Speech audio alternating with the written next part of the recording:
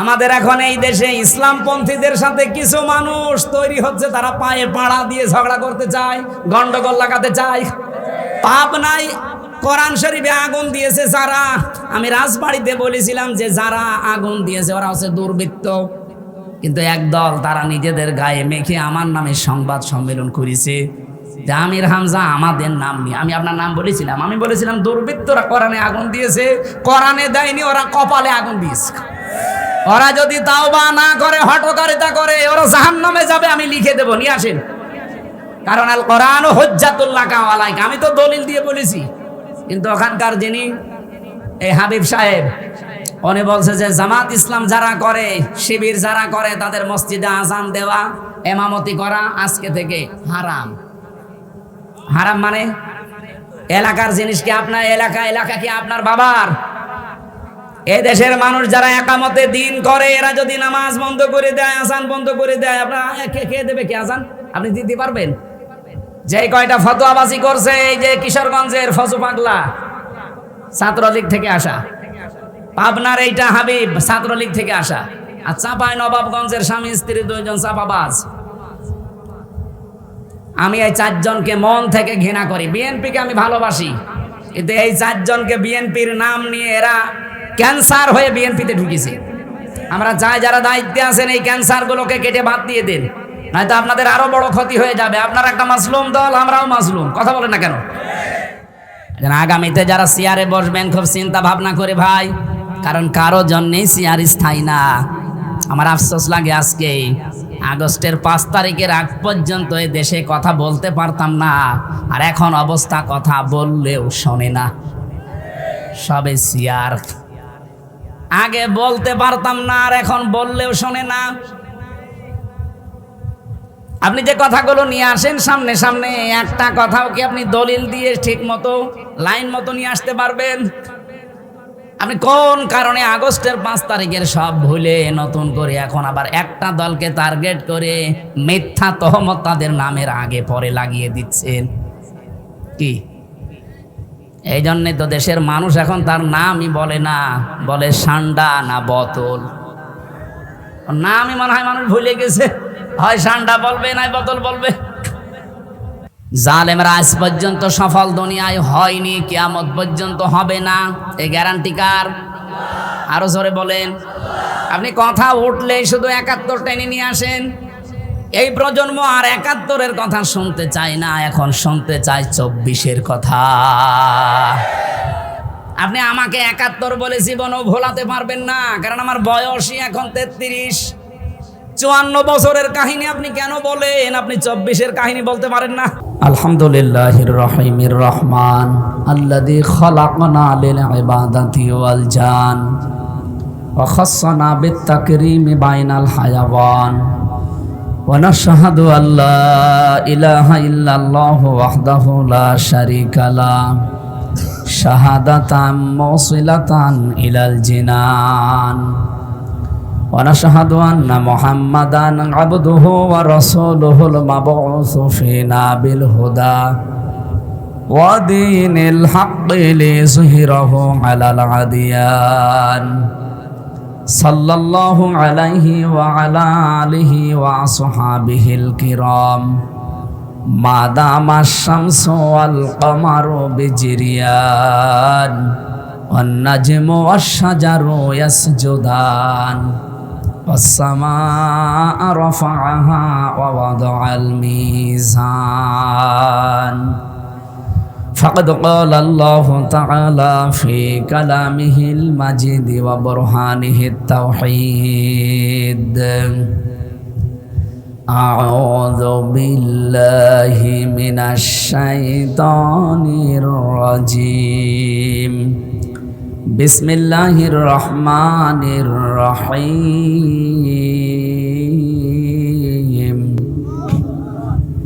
ألم نجعل له عينين ولسانا وشفتين وهديناه النجدين ফালাকতাহামাল আকাবাতা ওয়া মা আদরাকা মাল আকাবা ফাক্কু রাকাবা আও ইতআমুন ফি ইয়াউমিন যি মাসগাবা ইয়াতীমান যা মাকরাবা আও মিসকিনান যা মাতরাবা সুম্মা কানা মিনাল্লাযীনা আমানু ওয়া তাওয়াসাউ বিস-সাবরি ওয়া তাওয়াসাউ বিল মারহামা উলাইকা আসহাবুল মাইমানা উলাইকা আসহাবুল মাইমানা উলাইকা আসহাবুল মাইমানা সাদাকতা ইয়া রাব্বানা।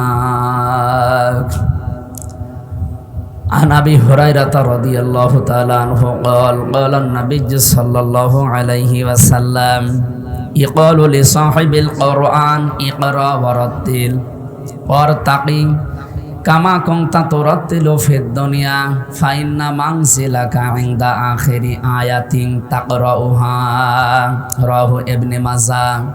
কত ব্যথা কত ভাবে শোয়েছ যে তুমি তোমারি খুনে লাল তায়েফের ভূমি ফেরেশতা এসে চায় ধ্বংসের হুকুম লৌহ মাখা মোহাম্মদ প্রাণ ইতিহাস রাত হে আল্লাহ ক্ষমা করো এ তায়েফবাসীর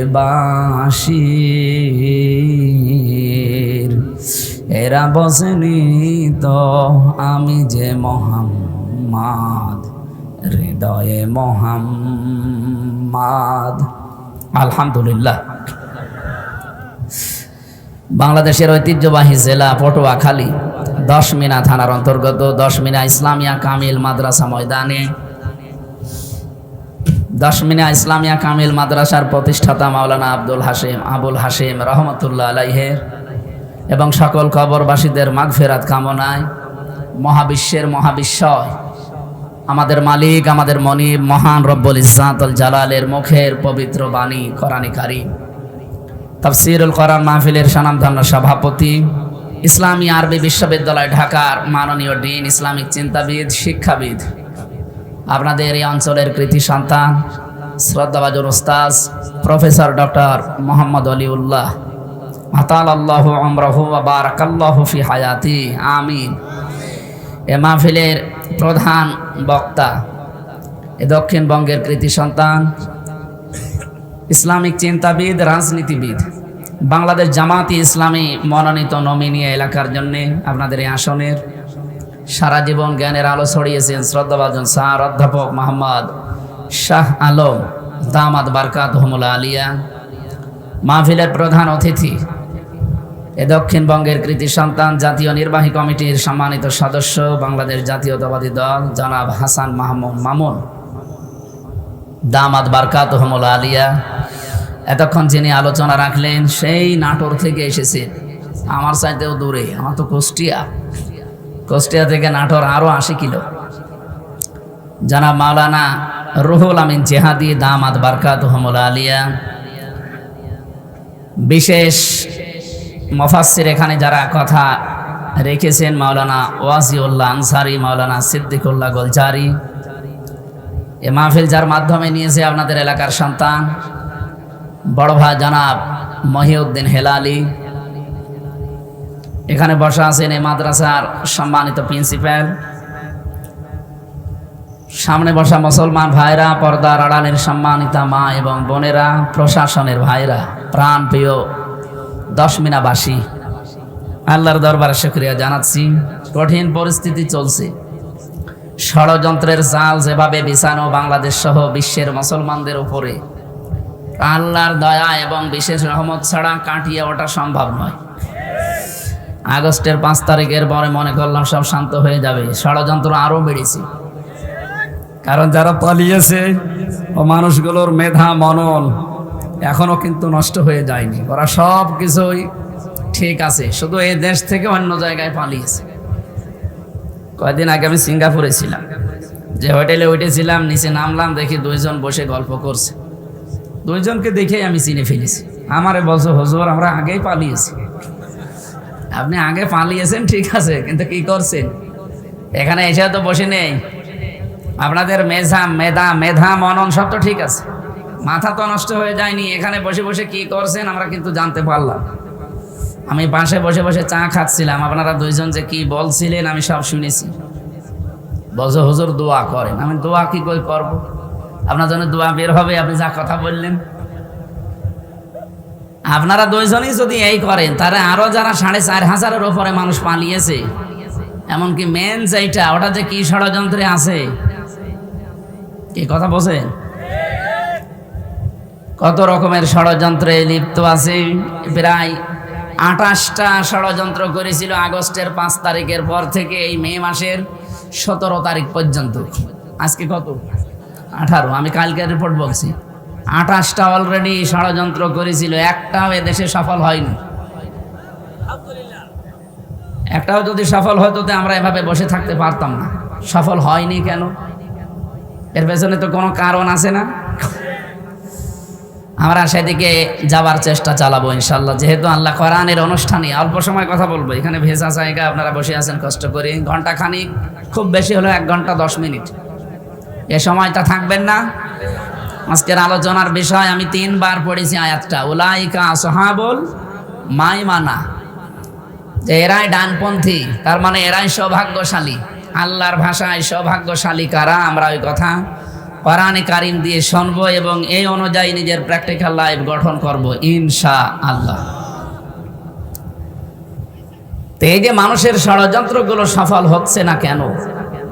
সূরা আলাম নাশরাহ এর 5 এবং 6 নম্বর আয়াত আমি মালয়েশিয়া বিশ্ববিদ্যালয়ে ডক্টর জাকির নায়েক হাফিজাহুল্লাহ ওনার একটা সেমিনারে ছিলাম।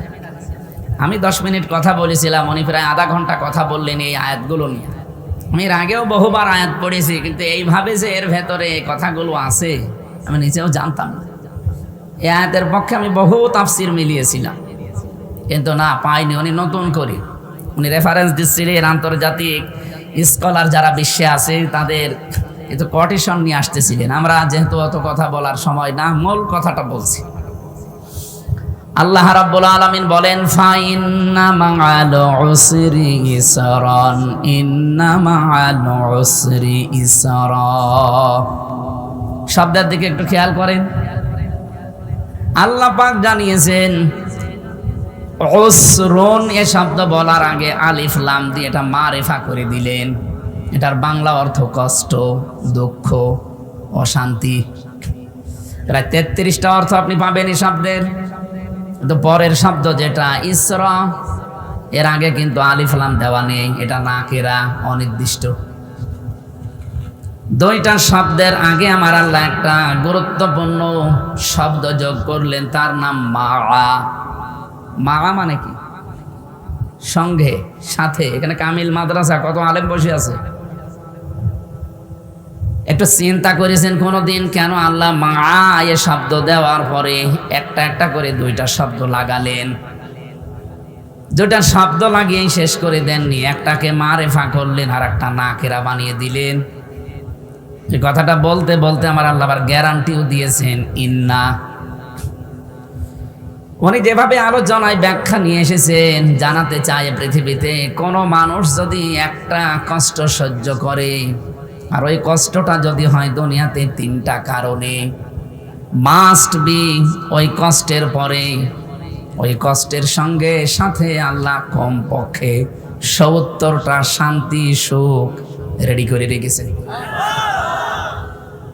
সুবহানাল্লাহ। যারা বলেছেন আপনি এখনো টের পাননি যে আমি কি বললাম। আপনি কষ্ট যদি পেয়ে থাকেন, দুঃখ পান, এ তো কষ্টের কারণ হওয়া লাগবে কয়টা? যে কোনো কারণেই কষ্ট পেলেন আপনি শান্তি পাবেন না, বিষয়টা এমন না। এই আয়াতে কথা নেই। আমি নাম ধরেই বলছি, যিনি পালিয়েছে উনি কি কষ্ট পায়নি? পাইছে মানে কি? কি কষ্ট দেখেছেন? 5 তারিখে কাঁদছিল। আমার মনে আছে স্বামী মারা গেছে। স্বামী মরে গেল, মানুষ অত কান্দে না। কি কন্দন! বহুদিন তার চোখের দিকে তাকিয়েছে, আমি কোনোদিন চোখ মুছতে দেখি না, কিন্তু ওই দিন দেখলাম চোখ মুছতেছে। তার মানে কন্দনও করেছে, পানিও চোখ দিয়ে বের হয়েছে। আগের গুলো যদি ফেক থাকে, এটা আর ফেক না, এটা আসল কান্না ছিল। মানুষ কতটা কষ্ট পেলে সরাসরি অঝর নয়নে কাঁদতে পারে বলেন? বলেন তো তার এই কষ্ট, আমি যে 3টা কথা বলবো ওর ভেতরে একটাও আপনি পাবেন না। আপনার দুনিয়াতে কষ্ট যদি হয় আল্লাহর জন্যে, 2 নম্বরে কষ্ট যদি হয় রাসূলুল্লাহর জন্যে, 3 নম্বরে কষ্ট যদি আপনি পান মানবতার জন্যে। উনি কটিশন দিয়েছিলেন তাফসিরে ফি জিলালিল কোরআনের টিকার ভেতরে আছে এই কথাগুলো। যারা মুফাসসির আছে তাফসির পড়ে বসে আপনি বাড়িতে মিলিয়ে দেখবেন, এই কথাগুলো লেখা আছে। তাহলে কষ্ট দুনিয়াতে যদি কেউ 3টা কারণে পায়, আল্লাহর জন্যে, রাসূলুল্লাহর জন্যে, মানবতার জন্যে, পটুয়াখালীবাসী বলেন তো এই 3টা কারণে উনি কষ্ট পেয়েছিলেন? হ্যাঁ, আপনি যদি এই 3টা কারণে কষ্ট পেয়ে থাকেন, কোনো দুঃখ নেই আপনার, কোনো চিন্তা নেই। আলা তাহিনু ওয়ালা তাহজানু ওয়া আনতুমুল আ'লাউনা ইন কুনতুম মুমিনিন। সূরা আলে ইমরানের 139 নম্বর আয়াতে আছে। এই আয়াতটার ভেতরে আমার মনে হয় যারা গ্রামার জানে, আরবি গ্রামার অনুযায়ী আয়াতটা ঠিক নেই। ঠিক আছে না? নেই। শব্দটা ছিল ওয়ালা তাহিনু ওয়ালা তাহজানু, ভেঙে পড়বা না, চিন্তাও করবা না। ওয়া আনতুমুল আ'লাউনা, শব্দটা ভুল। আরবি গ্রামার যারা জানে জিজ্ঞাসা করেন, ওয়া আনতুম আ'লাউনা হওয়ার কথা, আলিফ লাম দিয়ে এটাও কেন আল্লাহ নির্দিষ্ট করে দিলেন? আরবি গ্রামার আমরা একামেল মাদ্রাসা আপনারা পড়ান, যারা পড়ে, মুবতাদা যদি মারেফা হয় খবর হবে সব সময় নাকেরা। অথচ আল্লাহ এখানে খবরটাকেও নাকেরা না মারেফা বানিয়ে দিয়েছেন আলিফ লাম দিয়ে। তাহলে আল্লাহ মনে হয় আরবি গ্রামার হালকা জানে না। মানে আয়াতটা আপনি এখানে প্রিন্সিপাল আছে না, মিলিয়ে দেন, কেন আলিফ লাম দিলে বলেন? আপনি এ পর্যন্ত গ্রামারের নিয়ম ছিল টিকা দেখা লাগবে, ব্যাখ্যা। যারা লেখক তারা ব্যাখ্যায় দিয়েছেন, খবর যদি কোনো সময় মারিফা হয়ে যায় তাহলে ইফিদুল হাসরা, হসরের ফায়দা দেয়। তাহলে বাংলা অর্থ দাঁড়াবে হবে, হবে না, শেষে হর্ষাই লাগাতে হবে। আল্লাহ বলেন কোনো চিন্তা নেই, কোনো ভয় নেই, ভেঙে পড়বা না, নিজেকে ছোট মনে করবা না, ভয়ও পাবে না, হীনমন্যতায় ভুগবে না, অবশ্যই তোমরাই সফল হবেই। আনতুমুল আ'লাউনা, তোমরা বিজয়ী হবে। কিন্তু একটা শর্ত দিয়েছিল, ইন কুনতুম মুমিনিন, যদি মুমিন হতে পারো। আর আমার যতটুকু বাস্তবতা আমি দেখছি, এই বিশ্বে মুসলমানেরা এখন হয় আল্লাহর জন্য মার খায়, নাই রাসূলুল্লাহর জন্য কষ্ট পায়, নাই মানবতার জন্য কষ্ট পায়। এখানে কোনো চিন্তা নেই, যেহেতু আনতুমুল আ'লাউনার আগে আলিফ লাম আছে। আপনি বিশ্বাস করেন 100 ভাগ এই 3টা কারণে যারা এই দেশে কষ্ট পেয়েছেন, মাস্ট বি আপনার কাছে 70টা শান্তি আসবে। পরের আয়াতে দেখেন আল্লাহ যেহেতু রিপিট করলেন, ইন্না মা'আল উসরি ইসরা। আপনি আগেরটা শুনে সুবহানাল্লাহ আলহামদুলিল্লাহ বলে লাফিয়ে উঠলেন, পরেরটা শুনে যদি সুবহানাল্লাহ না বলেন আপনার খবর আছে। ওইটা যেমন শুনলেন যে একটা কষ্ট যদি কেউ 3টা কারণে পায়, তার জন্য 70টা শান্তি, সুখ, কল্যাণ অপেক্ষা করছে। কোন মানুষ যদি দুনিয়াতে একটা সুখ উপভোগ করে, একটা শান্তি ভোগ করে, কিন্তু সুখটা যদি হয় অবৈধ সুখ, একটা অবৈধ সুখের কারণে কমপক্ষে 70টা অশান্তি, দুঃখ, অপমান, অপদস্থ, অকল্যাণ আপনার সাথে সাথে আল্লাহ সাথে সাথে রেডি করে রাখবে। আপনি আগেরটা শুনে বেশ ভালোই আনন্দ পেলেন যে হ্যাঁ হয়েছে, অসুবিধা নেই, পরেরটায় কি বলবেন? যারা অবৈধ সুখ একটা পেয়েছেন, কয়টা সুখ যদি হয় একটা অবৈধ সুখ, হ্যাঁ সুখ ভোগ করলে আপনি অশান্তি পাবেন, বিষয়টা এমন না। যদি সুখটা হয় অবৈধ সুখ, কথা বুঝতেছেন? এই অবৈধ একটা সুখ দুনিয়ার জীবনে কেউ যদি ভোগ করেন, মাস্ট বি, এখানে ইন্না আছে, এই জন্য তার জীবনের সাথে কমপক্ষে ৭০টা দুঃখ, অশান্তি, কষ্ট, অকল্যাণ, এগুলো আল্লাহ একটার পর একটা দিতেই থাকবে। বলেন তো 50 বছরে যারা, এই 15 বছরে যারা দায়িত্বে ছিল, এরা কি সুখ পায়নি, শান্তি পায়নি? এই শান্তিগুলো কি বৈধ শান্তি না অবৈধ? এক কথা বলছেন? 15 বছরে যারা ছিল সব শান্তি সুখে ছিল, কিন্তু শান্তিগুলো অবৈধ শান্তি। কারণ কি? এই যে আমার এখন 33 বছর বয়স, 92 সালে আমার জন্ম। আমি 18 সাল থেকে ভোট দিতে, 18 বছর থেকে ভোট দিতে আরম্ভ করলে আমি 3 বার ভোট দিতে পারতাম, একবারও পারি নাই। আপনি একা না, অধিকাংশ মানুষই আমরা পারি নাই।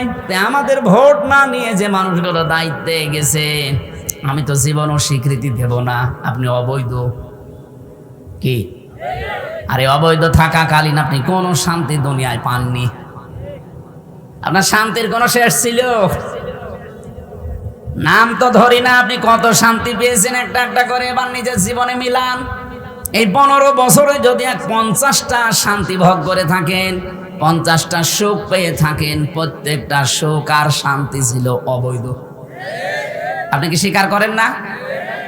তাহলে এক একটা অবৈধ সুখ ভোগ করলে যদি ৭০টা অশান্তি পাওয়া লাগে, এই 15 বছরে অন্তত 50টা সুখ শান্তি তো পেয়েছেন। তাহলে এক একটা যদি ৭০টা হয়, 50টায় কত হয়? ৩,৫০০। এই ৩,৫০০ কষ্ট, দুঃখ, অপমান, অপদস্থ, অকল্যাণ দুনিয়ায় আপনি পাবেন। এরপরে আপনি চট করে ঢুকে পড়বেন। বলে না আমি চট করে চলে আসবো। আসবেন কি করে? কোরআনের আয়াত আপনি পাল্টাতে পারবেন? যারা সুখ পেয়েছিলেন অবৈধ, এক একটা সুখের কারণে ৭০টা করে অশান্তি ভোগ করা লাগবে। এখন এগুলো হয়েছে? 50টার কথা বললাম, আরো বেশি পেয়েছেন আপনারা 15 বছরে। যত সুখ পেয়েছেন, শান্তি পেয়েছেন, আমি তো অল্প হিসাব করে ৩,৫০০ বানালাম।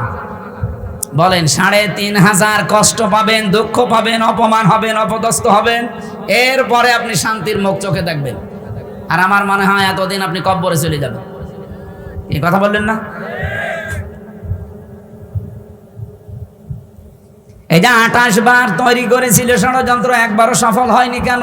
28 বার না, ৩,৫০০ বারও চেষ্টা করলে সফল হতে পারবে না জালেমরা।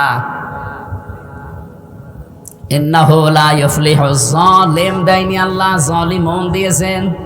সূরা ইউসুফের ভেতরে ইউসুফ নবী জুলাইখাকে কথা শুনিয়েছিল, ইন্নাহু লা ইফলিহুজ জালিমুন। ইফলিহ এটা মজারে, বর্তমান, ভবিষ্যৎ, প্রেজেন্ট, ফিউচার। শুধুমাত্র এই জুলাইখা না, জালিমুন দিয়ে তিনি জানিয়েছেন কিয়ামত পর্যন্ত যত জালেম আসবে কোনোদিন তারা সফল হচ্ছে না, হবেও না। আমি তাফসীরে বাইজাবির ভেতরে পড়ছিলাম কয়েকদিন আগে, এই জালিমুন শব্দের ব্যাখ্যা করতে গিয়ে মুফাসসির লিখেছেন, আল্লামা নাসিরউদ্দিন বাইজাবি রহমাতুল্লাহ আলাইহি জালিমুন এই ব্যাখ্যাটা করতে গিয়ে তিনি ঠিকাই লিখেছেন। আমি যা বলছি পড়ে বলছি, আপনি বাড়িতে এসে মিলিয়ে নেন। সূরা ইউসুফ 12 নম্বর পারা 17 নম্বর পৃষ্ঠা 3 নম্বর লাইনে 23 নম্বর আয়াতের শেষের দিকে আছে। আরো দলিল দেওয়া লাগবে? এর সাথে আর দলিল নেই। উনি ওখানে সাদ্দাদের কাহিনীটা নিয়ে এসেছেন শিক্ষার জন্যে। বাদশাহ সাদ্দাদের নাম আমরা সারা জীবন শুনেছি। এই লোকটা বেহেশত বানিয়েছিল। এই পৃথিবীর ময়দানে 22,000 শ্রমিক কাজে লাগিয়ে 20 বছর একাধারে জান্নাত বানিয়েছে। কি পরিশ্রম ছিল বলেন তো? তার নিজের আয়ত্তে যত সোনা রূপা পাওয়া যায় সব ওখানে কাজে লাগিয়েছে। যারটা যেখানে পাওয়া যায় এমনিতেই দিয়ে দিলে ভালো, না হলে জোর করেও নিয়েছে, জুলুম, অত্যাচার, নির্যাতন করে। এতটুকু শেষ না, যেদিন জান্নাত উদ্বোধন হবে ওই দিন তিনি ওখানে যাবার পরে দেখে একটা ফকির বসে আছে, ডাক দিয়ে বলছে এখানে আসলে কি করে, এখানে তো পিপিলিকা আসাও নিষেধ। বলে আমি ফকির না, কানটা একটু আমার মুখের কাছে লাগান, আমি একটা কথা বলি চলে যাব। না এখন কোনো কথা নেই, আগে জান্নাত উদ্বোধন করব, এরপরে কথা। ফকির বলেছে না আপনাকে এখনই শোনা লাগবে।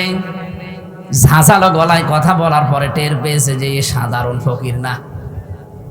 ঘোড়ার উপর থেকে মাথাটা নিচু করে দিয়েছে, কানের কাছে মুখ নিয়ে বলছে আমি সাধারণ ফকির না, আমি আজরাইল।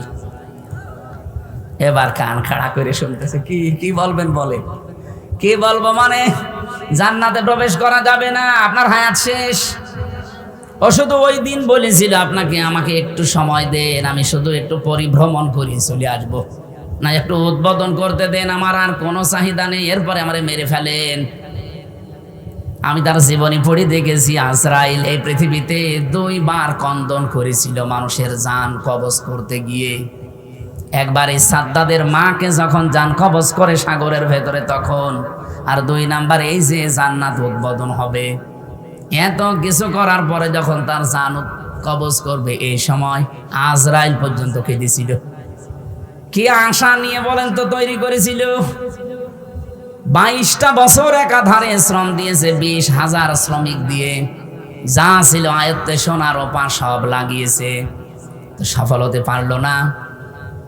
জান্নাতের চৌকাঠ স্পর্শ করার আগেই মাটিতে পড়ে গেছে। মুফাসসির এখানে টিকার ভেতরে প্রায় 7টা পয়েন্ট দিয়েছেন। একটা হচ্ছে ও জান্নাত যে উদ্বোধন করতে পারে না, এমনকি চৌকাঠ পর্যন্ত স্পর্শ করতে পারে নাই, তার প্রথম কারণ ও যা যা করে জান্নাত বানাবে এই সমস্ত সোনা রূপা যা যেখানে পেয়েছে নিয়ে আসার সময় একটা বিধবা মহিলা, একদিকে বিধবা আর একদিকে এতিম, এরকম একটা মহিলার স্বর্ণ যা ছিল সব জোর করে কেড়ে নিয়েছিল।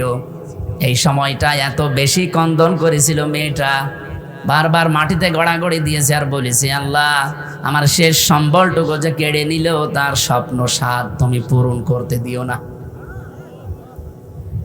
নবীজি জানিয়েছেন ইত্তাকি দাওয়াতাল মাজলুম ফাইন্নাহা লাইসা বাইনাহু ওয়া বাইনাল্লাহি হিজাব। মুসলিম শরীফের হাদিস। তোমরা আরজাই করো মজলুমের বরদোয়া থেকে নিজেকে বাঁচিয়ে রাখবা, কারণ মজলুম আর আল্লাহর ভেতরে কোনো পর্দা থাকে না, ও যা বলে সঙ্গে সঙ্গে আরো সে চলে যায়। ওই মেয়েটা ওই দিন যা বলেছিল সঙ্গে সঙ্গে আল্লাহ আরো সে বসিয়ে দিয়েছেন যে ওই জালেমের স্বপ্ন সাধ যেন পূরণ না হয়। যে আমার শেষ সম্বলটুকু রাখতে দিল না, এমনিতে আমার মা বাবা নেই, আমার স্বামীও মারা গেছে, এইটাই আমার সম্বল, এইটাও কেড়ে নিল। আমি 7টা বলার জন্য না, একটা বললাম, আপনি ওরা এত বড় স্বপ্নে এত বড় আকাঙ্ক্ষার জিনিস শুধু একটা বিধবা, একটা অসহায় এতিম মেয়ের বরদোয়া লেগেছিল, চোখের পানি লেগেছিল, এই জন্য আল্লাহ তাকে ওটা স্পর্শ পর্যন্ত করতে দেয়নি, উদ্বোধন তো দূরের কথা।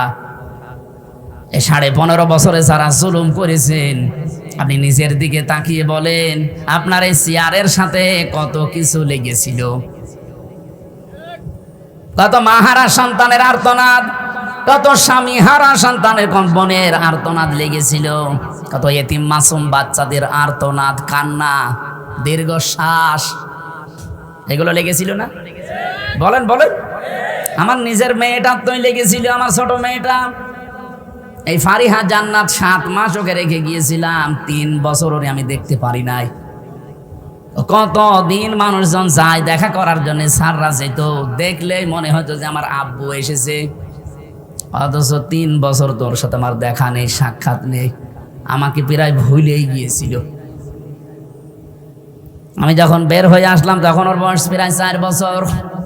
বাড়িতে এসে দেখি নিস্তালায় কিছু মানুষ আছে, আমি প্রবেশ করলাম, আমারে বলছে হুজুর আমাদের বাড়ি চলেন। তার মানে আমি যে ওর বাপ ও আর জানেই না। কতদিন চাতক পাখির মতো চেয়েছিল আমারে ফারিহা, বলেন তো? 1-2 দিন না, 3টা বছর। এমনকি একটা ছবি আপনারা দেখেছিলেন, পিছন ভ্যানের ওই ছোট ছোট ফাঁকা জায়গা দিয়ে ও ঝুলিয়েছিল, এটা দেখেননি কোনোদিন? আমার ফারিহার মতো হাজার হাজার সন্তান এই দেশে আপনার এই ক্ষমতার চেয়ারের সাথে তাদের পানি, তাদের আর্তনাদ লেগেছিল। তা আপনি যে 41টা সব টার্গেট দিয়েছিলেন, আপনি সফল হবেন কি করে? এ বাদশা মাত্র একটা মেয়ে লোকের বরদোয়া সহ্য করতে পারে নাই, আর আপনার হাজার হাজার এতিম মেয়ে লোকের, বিধবা মেয়ে লোকের কত কিছু আপনার ক্ষমতার সাথে লেগেছিল। আপনি যাবেন কি করে বলেন?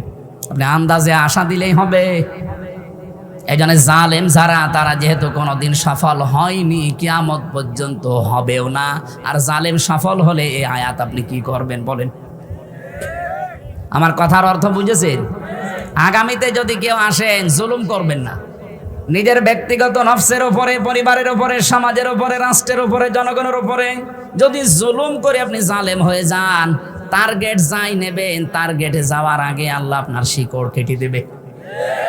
ফাকতি আদাবিরুল কওমিল্লাযিনা যালামু। সূরা আনআম 7 নাম্বার পারা 12 নাম্বার পৃষ্ঠা 4 নাম্বার লাইনের 45 নাম্বার আয়াতের প্রথম অংশে আছে। এটা তাফসিরে ফি জিলালিল কোরআনে পাবেন। আল্লাহ বলেন, জালেমদের শিকড় কাটা হয়ে গেছে। কেটেছে কে? না আলেম না, তা আল্লাহ কাটে কি করে? কতিয়া এটা মসুল, এর ফাইল জানা আছে? আপনি চিন্তা ভাবনা করে জবাব দেবেন। সাধারণ মানুষ বললে আমি কিছু বলতাম না, একজন আলেম।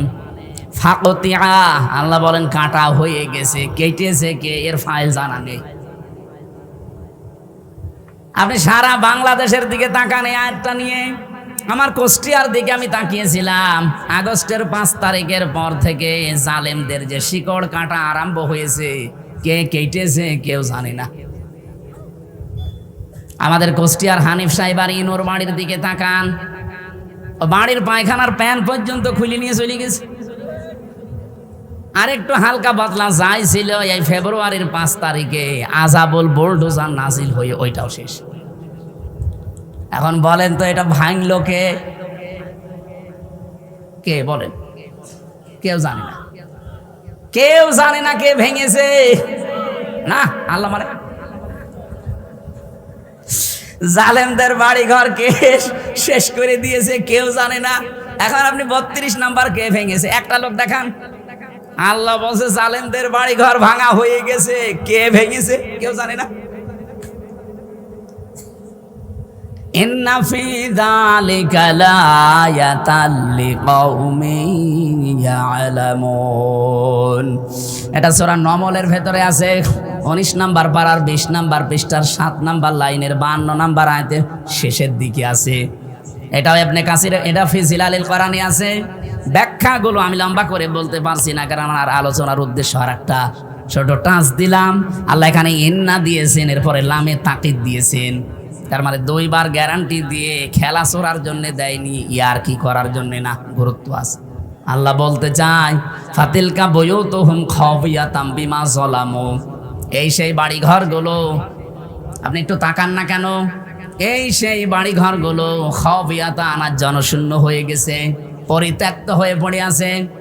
এখানে কোনো আওয়াজ আর পান না আপনি। কেন? বিমা যালামু, এদের জুলুমের কারণে। কারণ যে জায়গায় জুলুম করা হয় ওই জায়গা পর্যন্ত আল্লাহ অভিশপ্ত বানিয়ে দেয়।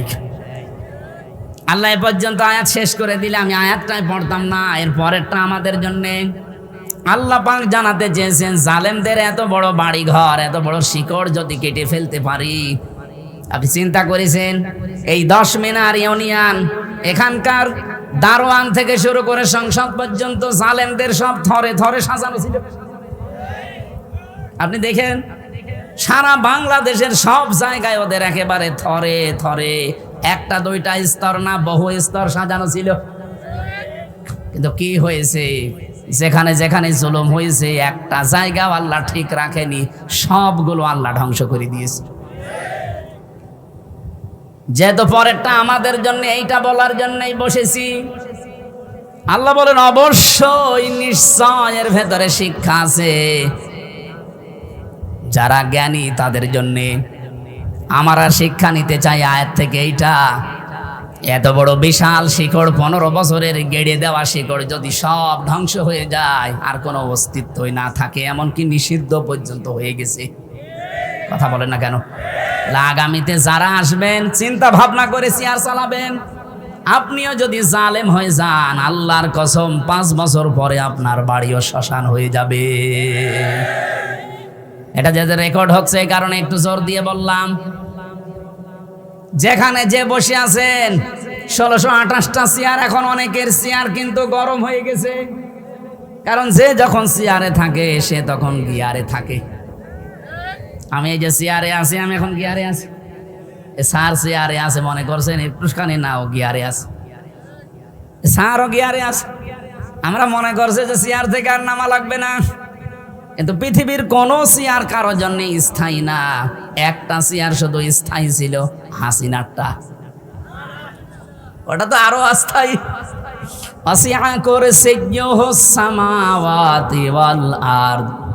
আল্লাহ পাক বলেন আসমান জমিন পরিব্যাপ্ত একটা চেয়ার আছে, ও চেয়ার কার? ওই চেয়ারের কোনো পরিবর্তন নেই। তাছাড়া দুনিয়ার কোনো চেয়ার স্থায়ী না। এই জন্যে শিক্ষা নেওয়া লাগবে, চেয়ারে বসলে যেন কেউ লাফ না দেয়। অনেকে চেয়ার পেয়ে এখন কিন্তু সুর পাল্টিয়ে ফেলেছে। এক কথা বলছেন এখন। আপনি আগস্টের 5 তারিখের আগের বক্তব্যগুলো দেখেন, মাহফুজ আলমের, আর এখনকার বক্তব্যগুলো দেখেন, চেয়ার পেয়েই পাল্টিয়ে গেছে। এই জন্য চেয়ারে থাকলে গিয়ারে থাকা যাবে না। চেয়ার মানে যে চেয়ার, এই চেয়ার, এই চেয়ার, এই চেয়ারের কোনো ভ্যালু আছে? তারপরও তো আমরা যারা বসলাম, এই যে রুহুল আমিন সাহেব ছিলেন বসা, ওনার কানে কানে চেয়ার বলেছিল রুহুল আমিন বেশিক্ষণ না, মাত্র ঘন্টা খানিক। আমারেও বলে দিয়েছে মাত্র 1-1.5 ঘন্টা, এরপরেই তাহাজ্জুদের নামাজ শুরু হবে।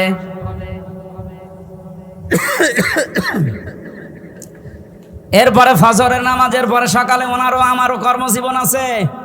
তার মানে চেয়ার পৃথিবীটা কারোর জন্য স্থায়ী না। আপনাদের আহ্বান জানাবো, যে যে চেয়ারে বসে আছেন কোনো সময় গিয়ার নেবেন না, সব সময় চিন্তা করবেন এইটা যে চেয়ারে বসলেই নামা লাগে। আরো আসতে বলেন। আগামীতে যারা চেয়ারে বসবেন খুব চিন্তা ভাবনা করে ভাই, কারণ কারো জন্যই চেয়ার স্থায়ী না। আমার আফসোস লাগে আজকে আগস্টের 5 তারিখের আগ পর্যন্ত এই দেশে কথা বলতে পারতাম না, আর এখন অবস্থা কথা বললেও শোনে না, সবে চেয়ার। আগে বলতে পারতাম না, আর এখন বললেও শোনে না। আপনি যে কথাগুলো নিয়ে আসেন সামনে সামনে, একটা কথাও কি আপনি দলিল দিয়ে ঠিক মতো লাইন মতো নিয়ে আসতে পারবেন? আপনি কোন কারণে আগস্টের 5 তারিখের সব ভুলে নতুন করে এখন আবার একটা দলকে টার্গেট করে মিথ্যা তহমত তাদের নামের আগে পরে লাগিয়ে দিচ্ছেন? কি এই জন্যে তো দেশের মানুষ এখন তার নামই বলে না, বলে সান্ডা না বোতল। নামই মনে হয় মানুষ ভুলে গেছে, হয় সান্ডা বলবে না বোতল বলবে। আমি এখান থেকে যেটা বলতে চাই, আগে তো বলতে পারতাম না, দুঃখ, আর এখন বললেও শুনছে না। এই জন্য যারা দায়িত্বে আছেন, চেয়ার যেহেতু কারো জন্য দুনিয়াতে স্থায়ী না, আপনি চিন্তা ভাবনা করে বসবেন, চেয়ারে চালাবেন চেয়ারটা। জালেমরা আজ পর্যন্ত সফল দুনিয়ায় হয়নি, কিয়ামত পর্যন্ত হবে না, এই গ্যারান্টি কার? আরো জোরে বলেন। আপনি কথা উঠলে শুধু 71 টেনে নিয়ে আসেন। এই প্রজন্ম আর 71-এর কথা শুনতে চায় না, এখন শুনতে চায় 24-এর কথা। আপনি আমাকে 71 বলে জীবনও ভোলাতে পারবেন না, কারণ আমার বয়সই এখন 33। 54 বছরের কাহিনী আপনি কেন বলেন? আপনি 24-এর কাহিনী বলতে পারেন না? কথা বলেন না কেন? আপনি 24-এর কাহিনী শোনান, আমি আর উদ্বুদ্ধ হব। এই যে জুন মাসের 10 তারিখ, আর কয়দিন আছে মাত্র, জুলাই সনদপত্র ঘোষণা হবে। আপনি টের পেয়েছেন কিছু? জুলাই সনদপত্র যদি ঘোষণা হয়ে যায়, তাহলে যে সংবিধান আছে ওটা এমনি বাতিল হয়ে যাবে। জুলাইয়ের চেতনা দিয়ে দেশ চলবে। যে রাষ্ট্রপতি আছে, সংবিধান যদি না থাকে এমনি বাতিল হয়ে যাবে। আর সংবিধান বাতিল হয়ে গেলে রাষ্ট্রপতি শেষ, নতুন রাষ্ট্রপতি বসানো হবে জুলাইয়ের ঘোষণাপত্র দিয়ে। তখন এই দেশে যারা অপরাধী তারা কিন্তু দেওয়ালে পিঠ থেকে যাবে। এখনো অনেকে বলছেন না যা করেছি মনে হয় সব ভুলে গেছে। কে বলেছে আপনাকে? ব্যারিস্টার আরমানের বউ আপনি জীবনেও ভোলাতে পারবেন না। একটা যুবতী মেয়ে 8 বছরও জানে না ওর স্বামী বেঁচে আছে না মরে গেছে। আপনার মেয়ের সাথে এরকম হোক তো বলেন তো আপনার মেয়েকে যে জীবনে আপনার মেয়ে মাফ করে কিনা? আপনি ব্যারিস্টার আরমানকে নিয়ে যদি পরের দিন মেরে ফেলে বলতেন যে মেরে ফেলেছি, তাহলে 3 মাস 10 দিন পরে আমার মনে হয় ওই মেয়েটা বিয়ে করতো। এক কথা বলেন না কেন? আপনি নিজেকে ওই জায়গায় দাঁড় করান তো, আপনার নিজের মেয়েকে দাঁড় করান। কত কঠিন পরিস্থিতি তার জীবনের ওপরে গিয়েছে। আমি তো গ্রেপ্তার হওয়ার মাত্র 3 দিন পরে আমার পরিবার জেনে ফেলেছে যে আমি আছি। কোথায় আছি জানতো না, আমি আছি। এই 3 দিনে আমার মা বাবা ম্যাডাম বাচ্চা পর্যন্ত অসুস্থ হয়ে গিয়েছিল। আর তারা 8 বছর 10 বছর, আপনি কল্পনা করলে নিজে এখন অজ্ঞান হয়ে যাবেন। আমি মাটির নিচে 10 দিন ছিলাম। আমি দেখেছি আসার সময় কত মানুষ ওখানে 7 মাস 1 বছর 2 বছর পড়ে আছে, দুনিয়ার কেউ জানে না। 6-7 মাস পরে নাকি একদিন আসে নখ কাটার জন্য, চুল কাটার জন্য। বলেন তো 6-7 মাসে নখ কত বড় হতে পারে? আমি যখন নিচ থেকে আমার চোখ খুলে বের করছিল, আমি নিজে দেখেছি এই দেওয়ালের উপরে এরকম এই ভাঙ্গা ভাঙ্গা আঙ্গুল দিয়ে লিখে রেখেছে এই নখ দিয়ে যে ভাইরা কেউ যদি বাইরে যেতে পারেন এই নাম্বারটায় জানাবেন যে আমি বেঁচে আছি। তার জীবনের উপরে কি গিয়েছে আপনি বলেন তো? আমার পাশের সেল থেকে ছাত্র দলের একজন চট্টগ্রামে বাড়ি, এই যুবক মানুষটাকে ভালো মানুষ নিয়ে গেল। তো যাওয়ার সময় চোখ বেঁধে দেয়, কালো কাপড় দিয়ে চোখ বেঁধে পেছনে হাত লাগিয়ে দিয়েছে, হ্যাংকাপ দিয়ে নিয়ে গেল। আসার সময় দেখি ও মা ও বাবা বলে চিৎকার করছে। ওর হাতের দিকে তাকিয়ে দেখি একটা নখও নেই। আমার যে গোপন ঘরে নিয়েছিল ওই জায়গায় আমাকে ওই মেশিন দেখিয়েছে, কিন্তু আমার নখ তোলেনি, একটা চাপ দিয়েছিল শুধু এই যে এই জায়গায়। এখনো পর্যন্ত কালো দাগ হয়ে আজকে নখ কাটার কারণে মনে হয় আস্তে আস্তে মিলে গেছে, এখনো হালকা আছে। একটা চাপ দিয়েছিল শুধু, আমার তুলেনি, খালি চাপ দিয়েছে। এক চাপে আজ 3.5 বছর একাধারে, 4.5 বছর, কিন্তু 1 বছর বেরি হয়েছে। 4.5 বছরে এখনো আমার এই নখ এখনো মিলে যায়নি। আমি আসার পরে যেটা ভাঁজ করে নিলাম। কেন? কারণ চেয়ারে কাঠেরটা আমি বসতে পারি না, বসলেই 10 মিনিট পরে আমার ব্যথা শুরু হয়ে যায়। আমার মাথার চুল থেকে পায়ের তালু পর্যন্ত 1 ইঞ্চি জায়গা বাকি নেই যেখানে টর্চার করে নাই। এই জন্য আসার পরে এটা আমার উপরে দিচ্ছিল, ওনার না আগে ভাঁজ করে দেন, কারণ 10 মিনিট পরে আমার ব্যথা হয়ে যাবে। এমন কিছু করেছে যেটা আমার ম্যাডামকে ছাড়া আর কাউকে দেখানো যায় না। ওই ভাইকে জিজ্ঞাসা করলাম যে কি করেছিল আপনার? বলেন চেয়ারের সাথে আমারে আটকিয়ে দিয়েছে, হাতের সাথে ক্লিপ দিয়ে, পায়ের সাথে ক্লিপ দিয়ে, গলার সাথে একটা বেল্ট লাগিয়ে দেয়, আর মুখ তো আপনার কালো কাপড় দিয়ে ঢাকা। আপনি তো জানেন না কোথায় আছেন। ওই মেশিন নিয়ে এসে শুধু হাতের সাথে পায়ের সাথে লাগিয়ে দেয়, এমন ভাবে সেট করা আছে একটা সুইচ টিপ দিলে একবারে নখগুলো উঠে চলে আসে। শুধু নখ উঠে চলে আসলে ছেড়ে দেয় না, যখন ফিনকি দিয়ে রক্ত বের হয় ওর উপরে লবণ ছিটিয়ে দেয়। এখানে যারা প্রশাসনের আছে, এই পুলিশ ভাইরা যদি কেউ এরকম দায়িত্ব পালন করে থাকে ওরাও বলতে পারবে। এই কঠিন পরিস্থিতিগুলো আপনারা তৈরি করেছিলেন। এই 1628 জন মানুষকে আমার মনে হয় একটাকেও মাফ করা ঠিক না। আমি নিজেরটা বলছি,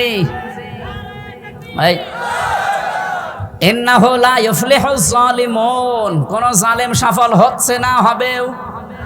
এই জন্য আগামীতে যারা চেয়ারে বসবেন জালেম হয়ে যাবেন না, আপনার ভালোর জন্যই বলছি। আপনি জীবনেও টার্গেটে যেতে পারবেন না। অনেকে অনেকের হাওয়া খেয়ে এখন আবার জুলুম করার জন্য বিভিন্ন রকমের কথাবার্তা বলছে। এদের কথা শুনেই বোঝা যাচ্ছে যে ও চেয়ার পেলেই জুলুম করবে। এক কথা বলেন। কেউ কেউ বলেছে আগে তো কোরআনের অনুষ্ঠান করতে হলে অনুমতি নেওয়া লাগতো, আমরা যদি যেতে পারি অনুমতি দেব না। তা আপনি এ কথা আগেই বলে ফেললেন, অন্তত ক্ষমতা যাওয়ার পরে বলতে পারতেন না? দেশের মানুষ তো সব বুঝে ফেলেছে যে আপনি কি। কথা বলেন না কেন? এই জন্য যে 28 বার ষড়যন্ত্র সফল হয়নি, 350 বারও সফল হবে না। এই জন্য যে আশা বেঁধে রেখেছেন, অনেকে বুক বেঁধে রেখেছে আশা, এই আশায় গড়ে বালি বাদ দেন। জীবনেও জালেমদের কোনো উদ্দেশ্য আল্লাহ সফল করবে না, তাহলে কোরআন শরীফ সমস্যা হয়ে যাবে। এই জন্য যারা অবৈধ সুখ পেয়েছিলেন একটা, অশান্তি পাবেন কয়টা? বলেন বলেন। এই যে যারা পরকীয়া প্রেম করে সুখ পায় না, ও এই এলাকায় মনে হয় নেই, আছে মানে কি এদের লবণাক্ত এলাকা। যারা অবৈধ প্রেমে আছেন, পরকীয়া প্রেমে আছেন, আপনারা কিন্তু সুখ শান্তি পান, আমি জানি। আপনি এই সুখটা পান, শান্তি পান, এটা কি বৈধ সুখ? আরো জোরে বলেন। এই একটা অবৈধ সুখ যারা পাচ্ছেন, বলেন আপনার বরাতে কয়টা অশান্তি লেগে আছে? এই জন্য এই মুহূর্তে আপনাকে তওবা করা লাগবে। এরকম যারা লাইনে আছেন, এই মুহূর্তে ওই নাম্বারগুলো ডিলিট করে দিন। কারা কারা রাজি আছেন হাত তোলেন তো। হ্যাঁ মুরব্বী, কার সাথে লাইন আছে আপনার? আপনি হাত তুললে হবে? নাও চুপে। এই না, আপনারা কোন দিকে আছেন ভাই? এর মুরব্বী মানুষ, এক পা কবরে এক পা উপরে, আর যদি লাইন করে না। আমরা অবৈধ সুখ পেতে চাই না, সুখ শান্তি যদি পাই বৈধ পন্থায় পাবো। কথা বলেন না কেন?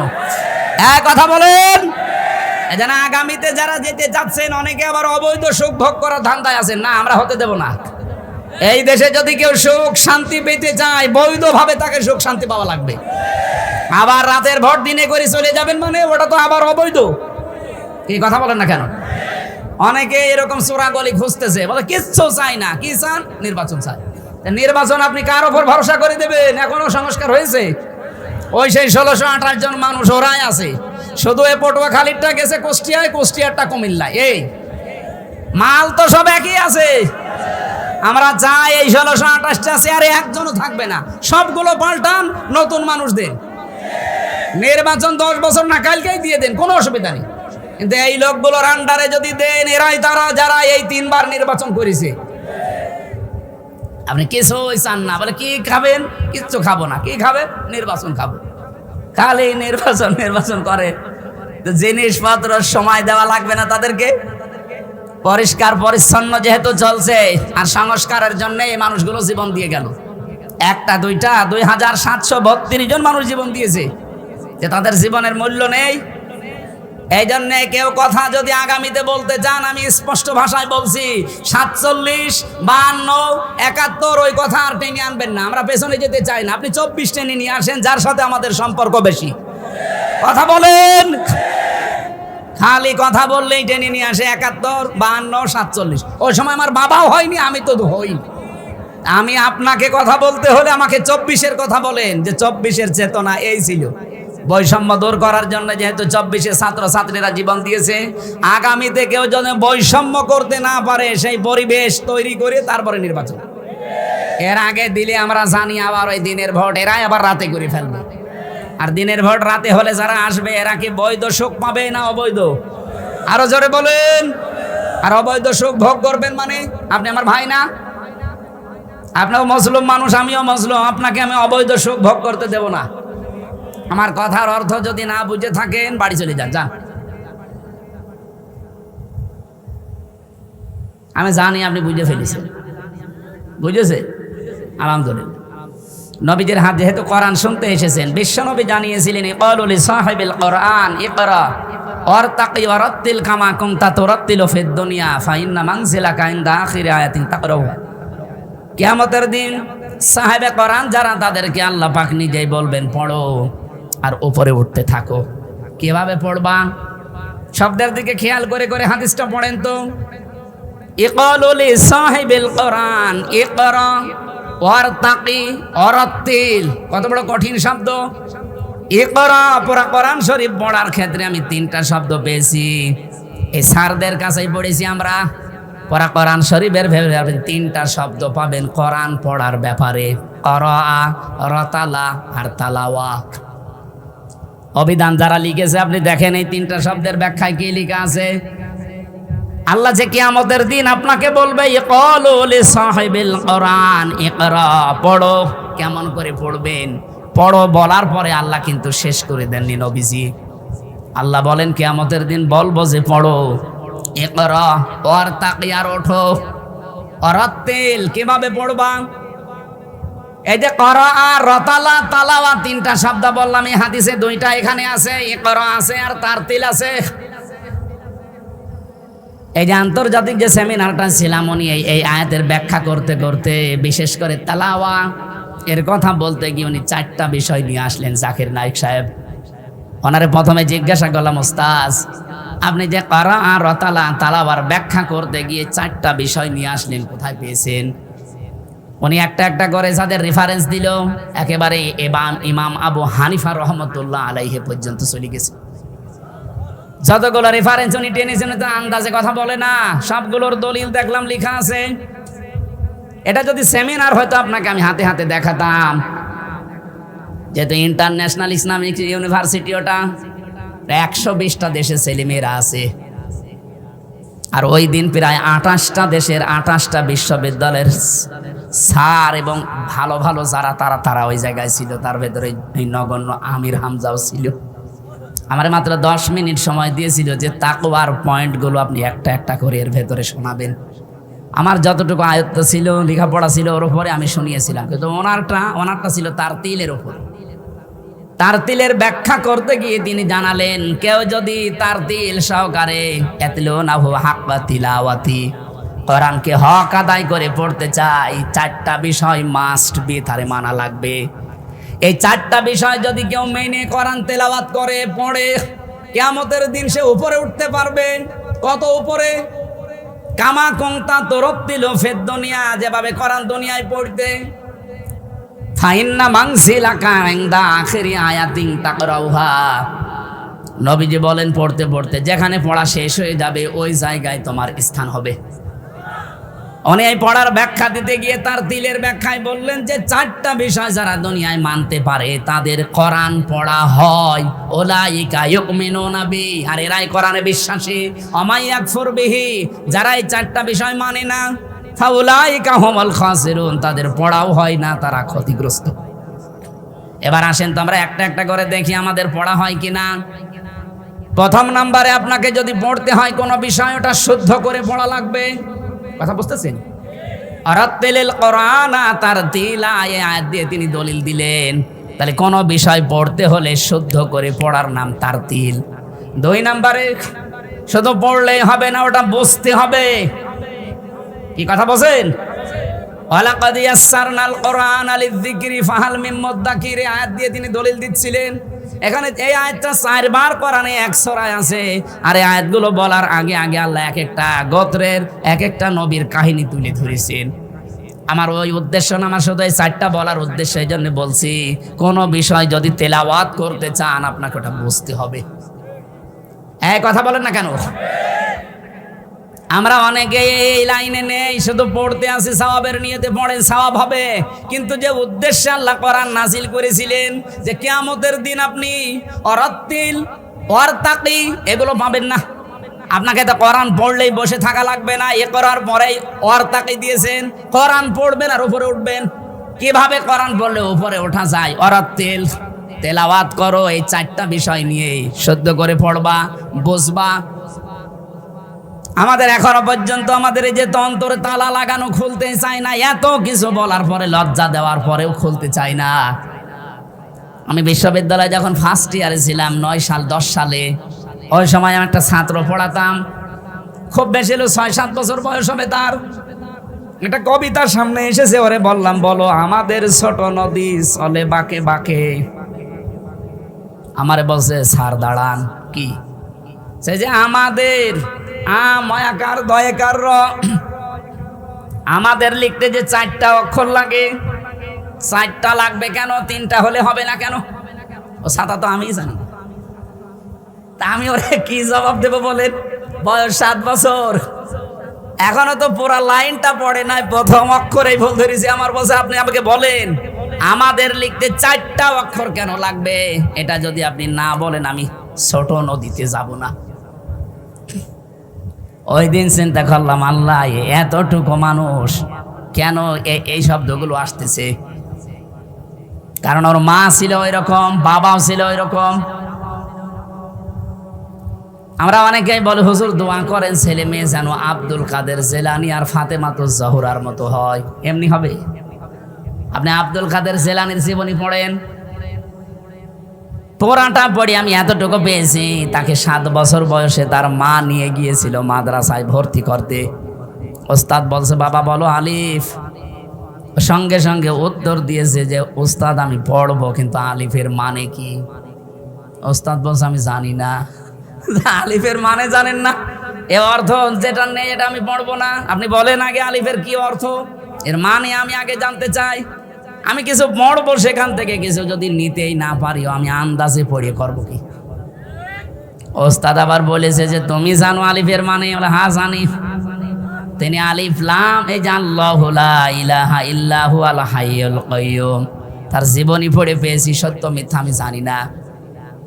এখানে 10টা আল্লাহর ক্ষমতার বিষয়ে কথা বলা আছে। তিনি আল্লাহর বড়ত্বের কথাগুলো তুলে ধরলেন। ওস্তাদ কাঁদতে কাঁদতে বেহুশ হয়ে গেছে। হোশ ফেরার পরে মাকে ডাক দিয়ে বলছে আম্মা আপনার এই ছেলেকে অন্য জায়গায় পড়িয়েছিলেন, এখন নিয়ে এসেছেন আমার কাছে পরীক্ষা করার জন্য। বলছে না এই প্রথম নিয়ে আসলাম। ওস্তাদ বলছে আপনার তো সৌভাগ্য, এতটুকু সন্তান কোরআনে কারিমের প্রায় 18 পারা পর্যন্ত আয়ত্ত করে ফেলেছে।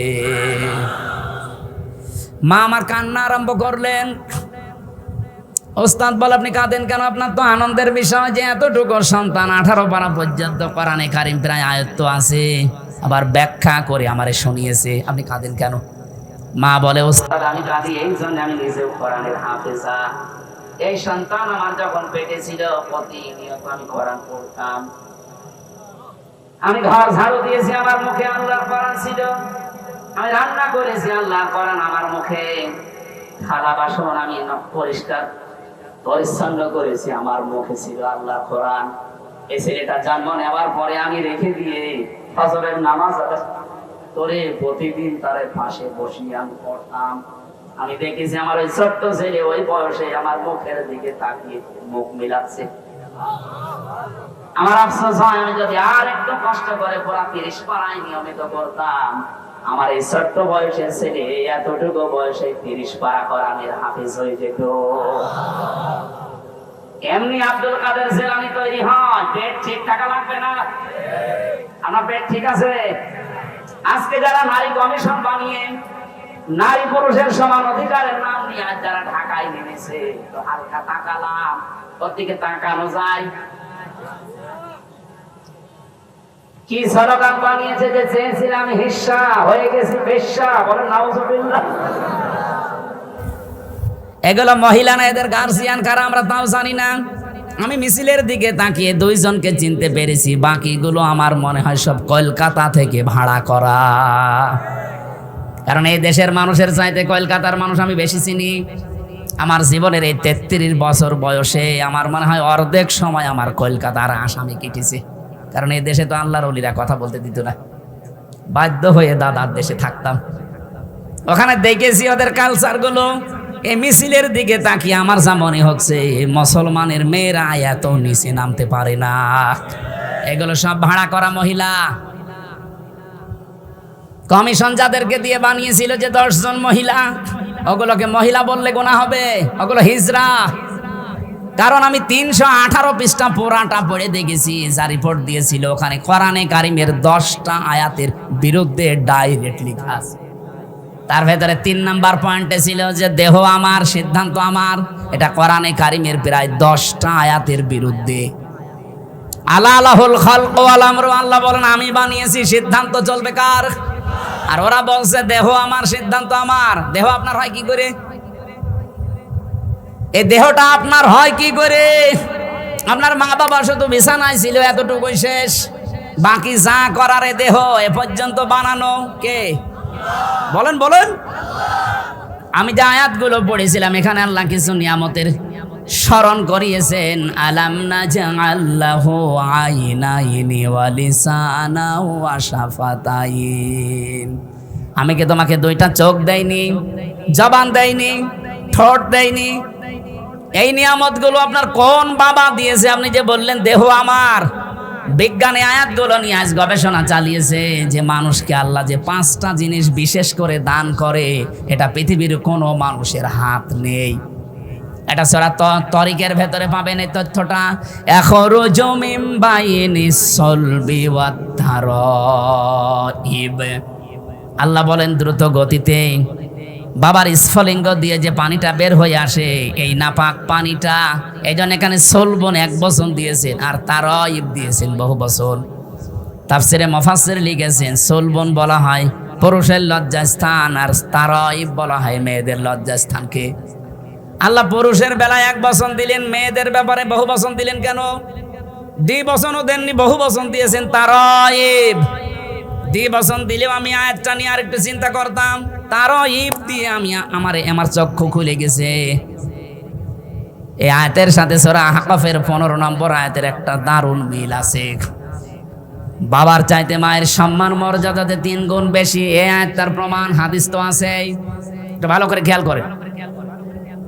এই পৃথিবীর ময়দানে বাবা মায়ের জন্য, বাবা সন্তানের জন্য যতটুকু কষ্ট স্বীকার করেছে, তার চাইতে কমপক্ষে 3 গুণ কষ্ট মায়ের বেশি হয়েছে। প্রথম কষ্টটা পেটে রাখার 10 মাস 10 দিন। বলেন তো আজ পর্যন্ত আমরা যারা বাবা কোনোদিন টের পেয়েছি?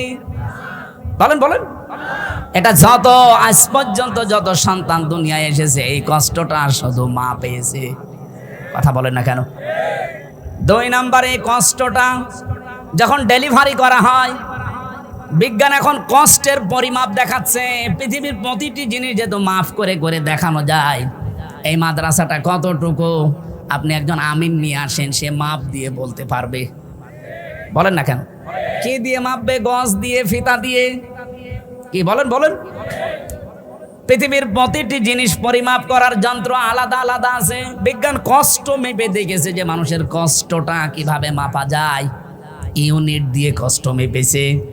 পুরুষ মানুষ যদি 45 ইউনিট কষ্ট পায়, তাহলে সে আর বেঁচে থাকে না, মরে যায়। কিন্তু একটা মা আমাকে দুনিয়ার মুখ দেখাতে গিয়ে ডেলিভারির সময় 57 ইউনিট কষ্ট পেয়েছে। কয়দিন আগে পুলিশের এসপি মারা গেল, কি পলাশ সাহা। আমার মনে হয় ওই লোকটা মার বউ, এই 2 জনের যন্ত্রণার মাঝে পড়ে জীবনের ওপরে বিতৃষ্ণা এসে গেছে। এটা যাতে রেকর্ড হচ্ছে, এই জন্য মা বোনদেরকে বলছি, সম্মানিতা মা বোনেরা, আপনি একটু উদার হন। আপনার স্বামী ওই পলাশ সাহা এসপির মতো ঝামেলায় আছে, কিছু বলতে পারে না। তাই আমরা এখানে হাজারো স্বামী যারা বসে আছি, ঠিক ওই পলাশ সাহার মতো আছি, কিন্তু আমরা মরছি না। তাই কথা বলছেন?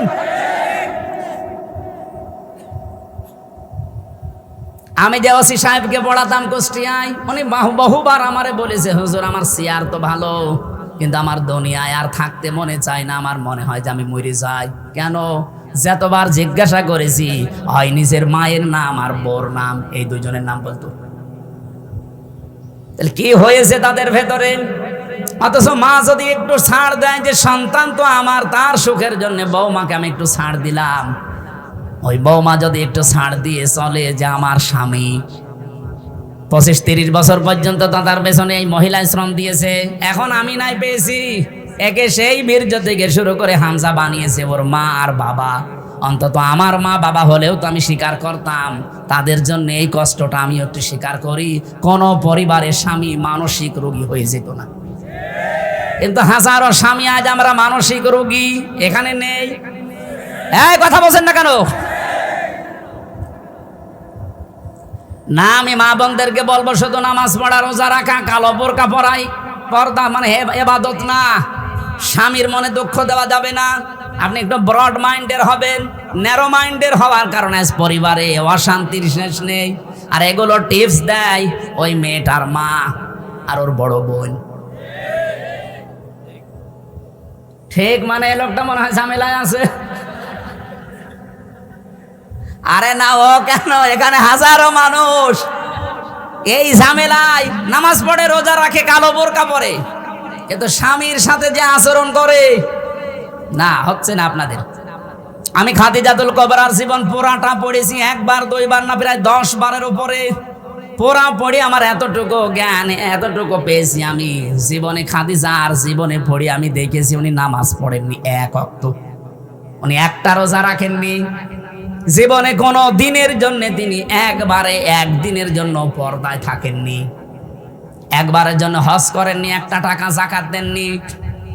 পটুয়াখালীর মা বোনেরা বলেন নামাজ পড়েন, একবারও জীবনে রোজা রাখেন না, একদিনও পর্দা থাকেন নাই, হজ নেই, যাকাত নেই, অথচ আল্লাহ নিজে তাকে জীবিত অবস্থায় সালাম দিয়েছে এবং জান্নাতে ঘর বানিয়ে তার জন্য পাঠিয়েছে।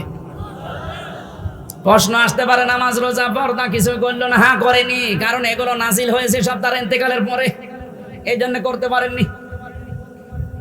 কিন্তু এই মহিলাকে আল্লাহ নিজে সালাম দিয়েছেন, জান্নাতে ঘর বানিয়ে পাঠিয়ে দিয়েছেন। একটাই কারণ পেয়েছি, পুরা জীবনে পড়ে আমি এতটুকু পেয়েছি, জীবনে কোনো দিন তিনি স্বামীর মনে একদিনের জন্য হলেও দুঃখ দেননি। এখানে যারা স্বামী আছেন আল্লাহর দিকে তাকিয়ে মিথ্যা কথা বলবেন না, আল্লাহর দিকে তাকিয়ে বলবেন যে জীবনে কোনো দিন আমার বউ আমাকে একদিনের জন্য কষ্ট দেয়নি, দুঃখ দেয়নি। হাত তোলেন তো। একজো, আপনি কি বউ পেয়েছেন না ফেরেশতা?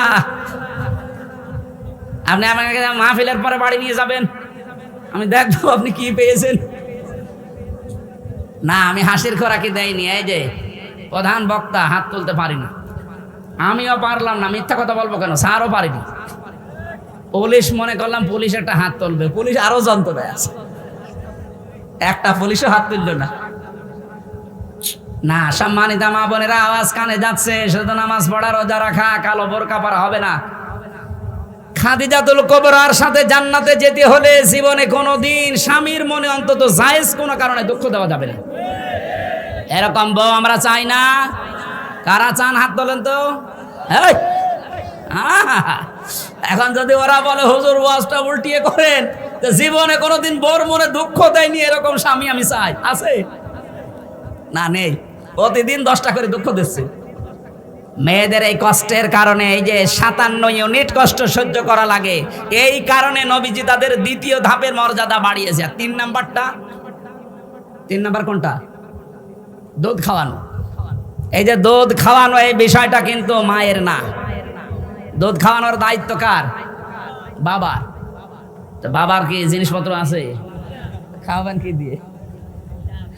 কোরআনে কারিমে সূরা বাকারা 2 নাম্বার পারা 17 নাম্বার পৃষ্ঠা 1ম নাম্বার লাইনের 233 নাম্বার আয়াতের মাঝের অংশে এটা আছে, ওয়াল ওয়ালিদাতু ইউরদি'না আওলাদাহুন্না হাওলাইনি কামিলাইনি লিমান আরাদা আইয়ুতিম্মার রাদা। এই যে শব্দটা কিন্তু মুযাক্কার, লিমান আরাদা আইয়ুতিম্মার রাদা। এই শব্দটা মুয়ান্নাস আল্লাহ দেয়নি, মুযাক্কার দিয়েছেন। 2 বছর কমপক্ষে দুধ খাওয়ানোর দায়িত্ব বাবার, পালন করছে কে? বলেন বলেন। আমার মনে হয় ওয়াজ আমার এখানে করা ঠিক হচ্ছে না, কারণ রেকর্ড তো ম্যাডাম যদি শুনে বলে তোমার মেয়ের বয়সে ছোটটা এখন 8 মাস, এ দায়িত্ব যেহেতু আমার না, এই মেয়ের দুধ খাওয়াতে আমার 5 লাখ টাকা দেওয়া লাগবে। ঠক্কো, এই ওয়াজ আমি আর জীবনে করবো না, অন্তত আর 2 বছর পরে করবো। ওয়াজ তো সহি, কিন্তু সমস্যা তো হয়ে যাবে আমার বিরুদ্ধে ওয়াজ চলে যাচ্ছে না। না, সম্মানিত মা বোনেরা, এই কাজ যে আপনারা করেন, 1 ফোঁটা দুধ সন্তানের মুখে দেওয়ার পরে নবীজি বলেন একটা মরা মানুষ জিন্দা করে দিলে যে সওয়াব হয়, ওই সওয়াব মাকে আল্লাহ দান করে। আমাদের তো জিনিসপত্রও নেই, এই সওয়াবের আশাও নেই, অন্তত আপনাদেরকে আল্লাহ দিয়েছেন। এই যে 3টা কষ্ট, এই জন্য তারাইবটা বহু বছর আর সোলবনটা 1 বছর। আল্লাহ পাক জানাতে চেয়েছেন এত কষ্টের পরে কষ্ট সহ্য করে দুনিয়ায় তোকে নিয়ে এসেছি। লাকাদ খালাকনাল ইনসানা ফি কাবাদ। অবশ্যই আমি মানুষকে ক্লান্তি কষ্টের পরে বের করেছি। বিজ্ঞান এখন দেখাচ্ছে এই পানিটা যখন দ্রুত গতিতে যায়, 40 দিন 40 দিন 40 দিন 43-এর পরে মায়ের পেটের ভেতরে কমপক্ষে 4টা জিনিস আল্লাহ বানায়, চুল, রগ, হাড় আর পর্দা। মায়ের ভেতরে ওখানে যে করারি মাকিন আছে, ওই জায়গায় যে নাপাক পানিটা আছে, ওটা দিয়ে আরো 4টা জিনিস বানায়, রক্ত, গোশত, চর্বি আর চামড়া। 4-8টা জিনিস যখন এক হয়, আল্লাহ বলেন আমার রব নামের কারণে আমার বান্দা বান্দিকে আমি 5টা জিনিস ভিক্ষা দেই। এই তথ্যটা পাবেন সূরা নাহালে, সূরা নাহাল 14 নম্বর পারা 14 নম্বর পৃষ্ঠার 13 নম্বর লাইনের 78 নম্বর আয়াতের মাঝে আছে, ওয়াজআলা লাকুমুস সামআ ওয়াল আবসারা ওয়াল আফইদা ইলা আখির আয়াত। এখানে আল্লাহ শ্রবণ শক্তি, দর্শন শক্তি, বাক শক্তি, আকেল শক্তি আর ঘ্রাণ শক্তি, এই 8 আর 5 13টা জিনিস যখন এক হয় তখন আকৃতি তৈরি হয়। আল্লাহ পাকের ফেরেশতা জিজ্ঞাসা করে, এর কেমন ভাবে বানাবো, এর কি ছেলের রূপ দেব না মেয়ের রূপ দেব? এই সিদ্ধান্ত আপনার বাবা দেয়, আপনার মা দেয়। ওয়াল্লাযী ইউসাউবিরুকুম ফিল আরহামি কাইফা ইয়াশা, তিনি সে আল্লাহ যিনি মায়ের রেহেমের ভেতরে আকৃতি তার মন মতো তৈরি করেন। 8, 5, 13টা জিনিস যখন এক হয়ে যায়, কেউ 7 মাসে, কমপক্ষে 6 মাস হওয়াই লাগবে। 6 মাসের আগে দুনিয়ায় আসতে পারবে না কোনো মানুষ। 6 মাসের আগে যদি কোনো সন্তান দুনিয়ায় আসে, আপনি বুঝতে পারবেন ওটা আসল সন্তান না, ওটা জারজ সন্তান। এই কথা বলেন না কেন? কারণ 6 মাসের আগে দুনিয়ায় আসা সম্ভব না, কমপক্ষে 6 মাস পার হওয়া লাগবে। 6 মাস, 7 মাস, 8 মাস, 9 মাস, 10 মাস, সর্বোচ্চ 10 মাস 10 দিন। আল্লাহু আখরাজাকুম মিন বুতুনি উম্মাহাতিকুম লা তা'লামুনা শাইআ, এমন ভাবে আস্তে করে বের করে নিয়ে আসলাম যখন তুমি কিছুই জানতে না। সুতরাং আপনি কেন বলেন যে দেহ আমার, সিদ্ধান্ত আমার? এদেশের মুসলমানেরা এই রিপোর্ট, এই যে সংস্কারের যে রিপোর্ট দিয়েছে, এই রিপোর্ট মানা দূরের কথা, কমিশনই মানে না। এই কথা বলেন না কেন? কারণ এগুলো কোরআনের সাথে আমি নিজে মিলিয়েছি আমার এই ছোট্ট মাথায়। 10টা কোরআনের আয়াতের বিরুদ্ধে চলে গেছে, আর হাদিসের বিরুদ্ধে তো হাজারও গেছে। ওদের আজকের মিছিল দেখে আমার মনে হচ্ছে মানুষগুলো এই দেশের না, সব ওদেরকে ভাড়া করে নিয়ে এসেছে এই দেশের মানুষ আগামীতে যারও সন্তান জন্ম দেওয়ার জন্য। যাদের পেটে কোনো কাপড় নেই, মাথায় টিপ দিয়া তিলক দেওয়া, কোনো মুসলমানের মেয়েতে এগুলো পড়তে পারে না, অবশ্যই আপনারা ভাড়া করে নিয়ে এসে এগুলো মুসলমানের হিসাবে চালাতে চাচ্ছেন। এই দেশের সচেতন মানুষ আমার মনে হয় জীবনও আপনাদের এই আহ্বান মানবে। আরো জোরে বলেন, মানবে? ষড়যন্ত্র যেহেতু চলছে সব জায়গায়, আপনি খেয়াল করে দেখবেন 1টা 2টা না, এরকম হাজারো রাস্তা ওরা খুলে বসে আছে। যেইটাই আসবে এদেশের মুসলমানদের উচিত হবে ওই রাস্তায় বন্ধ করে দেওয়া। বলেন বলেন, আগামী প্রজন্ম যদি জারজ হিসাবে রেখে যেতে চান, সাপোর্ট দেন। আপনি না আর 20 বছর পরে মরে যাবেন, কিন্তু আপনার প্রজন্ম কি আসছে আপনি টের পাচ্ছেন? ওরা সমান অধিকারের নাম নিয়ে আজ জারজ সন্তান উপহার দেওয়ার চেষ্টায় আছে। বলেন নাউজুবিল্লাহ। আমার ভাইয়ের, আমি যে কথা বলতে চাচ্ছিলাম, আপনাকে কোরআন বুঝতে হবে। তাহলে মায়ের পেটে আল্লাহ এমনিতে আব্দুল কাদের জেলানি পাঠাননি, এমন একটা পেট ছিল যে মায়ের পেটের জীবনী পড়েন আব্দুল কাদের জেলানির মায়ের জীবনী। আমাদের মা বোনদেরকে আমরা চাই তাদের পেট আর পিঠ যেন হেফাজতে রাখে। যত মানুষ দেখবে, যত রকমের নজর পড়বে, তত রকমের খারাপ সন্তান দুনিয়াতেও উপহার দেবে। ওই যে ছোট বাচ্চাটা, ওর মা ওই রকম পর্যায়ের। এই জন্য আমারে বলছে, হুজুর আগে বলেন আমাদের লিখতে কেন 4টা অক্ষর লাগবে? 3টা হলে হবে না কেন? তারপরে আমাদের ছোট নদী পড়বো আমি, এর আগে নেই। আমি ওই দিন চিন্তা করেছিলাম, এতটুকু বাচ্চা যদি এইভাবে বুঝে বুঝে পড়ার চেষ্টা চালায়, তাহলে আমরা যারা আছি আমাদের কিভাবে বোঝা দরকার বলেন? তেলাওয়াতের দ্বিতীয় অর্থ আপনাকে কোরআন আল্লাহর, এটা বুঝতে হবে। 3 নাম্বার, এটা বুঝলেই হবে না, যতটুকু বুঝেছেন অতটুকু মানতে হবে। আল্লাহ রাব্বুল আলামিন বলেন, ওয়াহাদাইনাহুন নাজদাইন, আমি 2টা পথ তাদের সামনে উন্মুক্ত করে দিয়েছি। পথ 2টা দেখিয়েছি, একটা ভালো একটা মন্দ পথ। এতটা কত বলার পর আল্লাহ শেষ করে দেননি। এবার আমার আসল কথায় আল্লাহ যেটা আমি বলতে চাই এতক্ষণ পর্যন্ত, ফালাকতাহামাল আকাবাতা ওয়া মা আদরাকা মাল আকাবা। কিন্তু সে গিরিপথে যেতে রাজি না। হে নবী, আপনি কি জানেন এই গিরিপথ দুর্গম পথটা কি? আজ বাংলাদেশের মানুষ আমরা যারা সহজে শুধু জান্নাতে যেতে চাই, আল্লাহ সহজভাবে জান্নাতে দেওয়ার কোনো রাস্তা কোরআনে দেয়নি। এই আকাবা মানে দুর্গম গিরিপথ। জান্নাতে যেতে হলে, সৌভাগ্যশালী হতে হলে মাস্ট বি এই পৃথিবীতে আপনাকে গিরিপথ অতিক্রম করাই লাগবে। ওই গিরিপথটা কি? এই যে রাত্তিলিল কোরআন, এই শব্দের ব্যাখ্যা এখান থেকে একটা আমি মিলিয়েছি। শুধুমাত্র কোরআন নিজে শুদ্ধ করে পড়লে হবে না, হক আদায় বুঝতে হবে, ওটা নিজে মানতে হবে। আর মানার জন্য এই আয়াতের ভেতরে অন্তত 5টা জিনিস আছে। এই 5টা জিনিসও আমরা যদি মানতে পারি, আল্লাহর কসম আমরা সৌভাগ্যশালী হব। 4 নাম্বারটা আগে বলি। যেহেতু হক আদায় করে পড়ার শর্ত বলেছিলাম, কয়টা জানো? 4টা। বলেন বলেন, আরো জোরে বলেন। এই দলিলটা সূরা বাকারা 121 নম্বর আয়াতে আছে, আল্লাযীনা আতাইনাহুমুল কিতাবা ইয়াতলুনাহু হাক্কা তিলাওয়াতি। এই শব্দের ব্যাখ্যায় পাবেন তেলাওয়াত হক আদায় করে করতে হলে ওটা আপনাকে আগে শুদ্ধ করে পড়া লাগবে, 2 নম্বরে বোঝা লাগবে, 3 নম্বরে নিজে মানা লাগবে, 4 নম্বরে যারা আপনার আয়ত্তে আছে এই মানুষগুলো যেন মানতে পারে সেই ব্যবস্থা করে দেওয়া লাগবে। আর এইটার জন্য আজ আলেমরা আমরা আপনাদের কাছে কালার। আপনি ভালো করে বোঝেন, আমি যতদিন কোরআন পড়ি শুদ্ধ করে, এই দেশে কেউ আমার শত্রু নেই। যতদিন আপনি বুঝি, কেউ আমাকে শত্রুতা করবে না। যতদিন আমি ব্যক্তিগত পারিবারিক জীবনে মানবো, কেউ আমার শত্রু নেই। কিন্তু যখনই আমি বলবো যে না, এটা আমি মানুষকে মানাতে চাই, ওই পরিবেশ তৈরি করে দিতে চাই, তখনই মানুষ বলবে এটা রাজনীতি। হ্যাঁ, কথা বলে না কেন? আল্লামা দেলাওয়ার হোসাইন সাইদি রহমতুল্লাহ আলাইহি যতদিন কোরআন পড়েছিলেন শুদ্ধ করে, কেউ শত্রুতা করতো না। কি বলেন? যতদিন তিনি বুঝেছিলেন, কেউ তাকে শত্রুতা করতো না। যতদিন তিনি নিজে মেনেছিলেন, আর মানা তো বেশি যায় না, খুব বেশি হলেও ব্যক্তিগত আর পারিবারিক জীবনে মানা যায়। কোরআন যদি কায়েম না থাকে, তাহলে আপনি পুরা জীবনে কোরআন মানতে পারেন না, শুধু হয় ব্যক্তিগত নয় পারিবারিক, এই শেষ। এই জন্য মান করাল কোরআন ফাস্তাজহারাহু, যে ব্যক্তি কোরআন পড়ে আর কোরআনকে এজহার করার চেষ্টা করে, এজহার মানে কায়েম করা, এজহার মানে বিজয় করা, এজহার মানে দাঁড় করানো।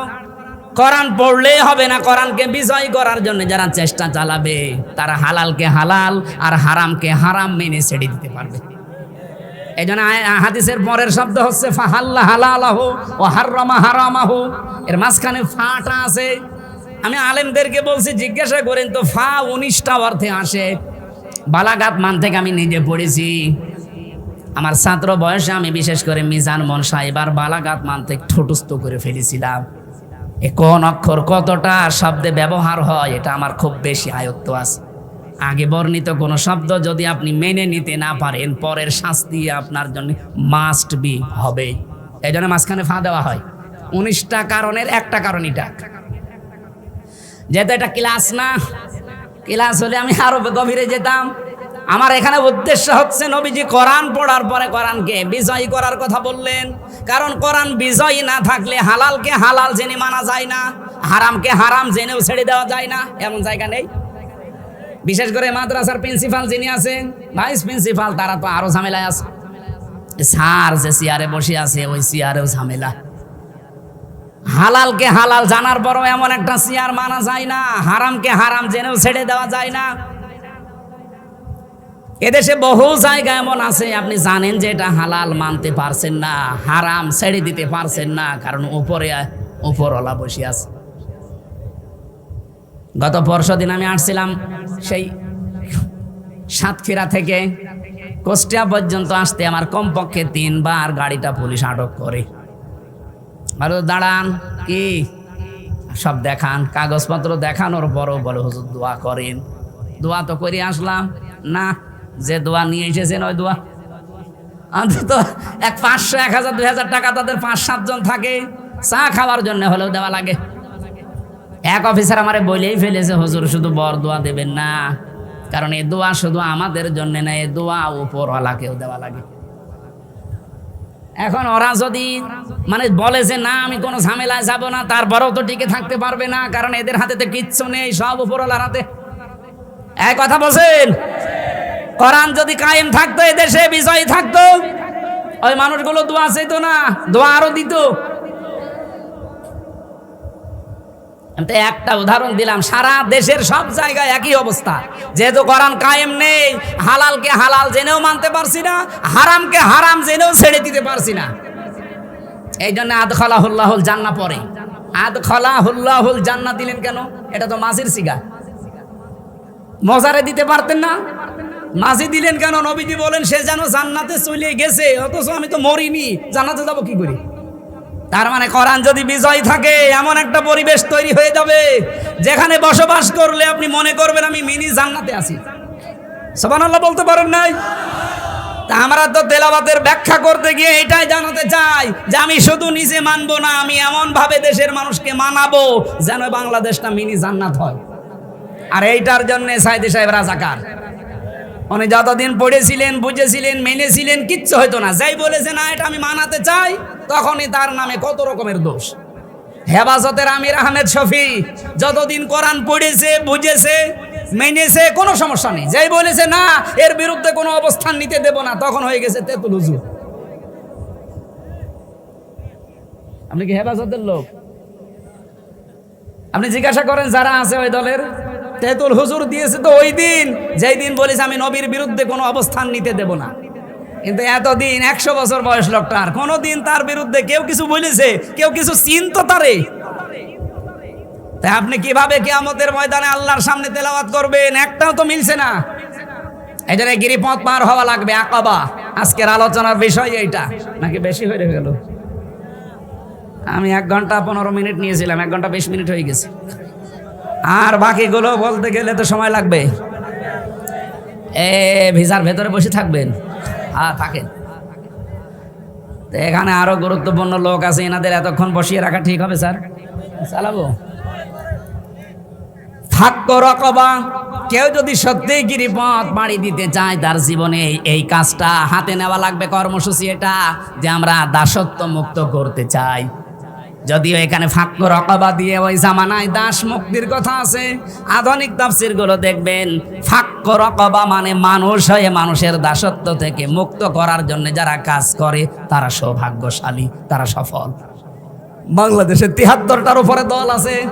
বলেন তো কোন দলের কর্মসূচিতে এইটা আসে যে আমরা মানুষকে মানুষের আইন থেকে আল্লাহর আইনের দিকে নিয়ে আসতে চাই? যারা করে আপনি তাদের দিকে থাকবেন। এরপরেও যদি কেউ না বোঝার ভান করে থাকেন, আমার কিচ্ছু করার নেই। এখন আপনার আর কোরআন শরীফ, বুখারী শরীফ হবে না, বাকারি শরীফ লাগবে। ফাক্ক রকবা কারা করছে দেখেন, মানুষের দাসত্ব থেকে মুক্ত করার জন্য যারা চেষ্টা চালাচ্ছে তারা সফল। বলেন যারা মানুষের দুর্ভিক্ষের সময় এগিয়ে যায়। আগস্টের 5 তারিখের পরে কত রকমের দুর্ভিক্ষ দেশে দেখা দিল বলেন, বিশেষ করে ফেনীতে।